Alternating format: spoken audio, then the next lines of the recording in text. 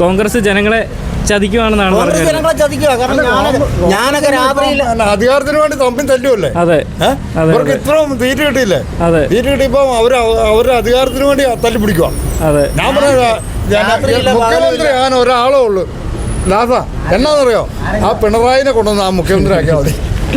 അല്ലെങ്കിൽ ഈ social media വരുന്ന പോലെ 6 ദിവസം 2 ദിവസം ഓരോരുത്തർ കൊടുക്കുക, ഞായറാഴ്ച ദിവസം പിണറായി കൊടുക്കട്ടെ. അതിന്റെ കൊടുക്കാത്ത എന്ത്?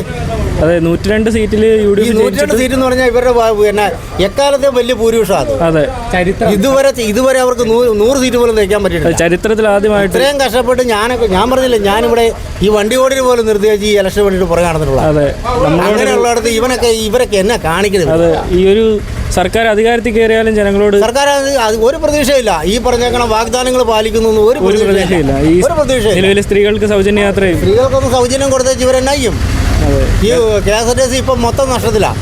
ഈ സൗജന്യ യാത്ര ഇപ്പോൾ പിന്നെ കട്ടപ്പനയെന്ന് ഒരു പുള്ളിക്കാരത്ത് രാവിലെ കോട്ടയത്തിന് വരിക, അല്ലെങ്കിൽ പിന്നെ തൃശ്ശൂർക്ക് പോവുക, ഇങ്ങനെയൊക്കെ ചെയ്ത് കഴിഞ്ഞ് ഇത് എവിടുന്ന കാശുണ്ടാക്കണത്? ഈ ജനങ്ങളെ കുത്തിപ്പിഴിപോലെ ചെയ്യണേ.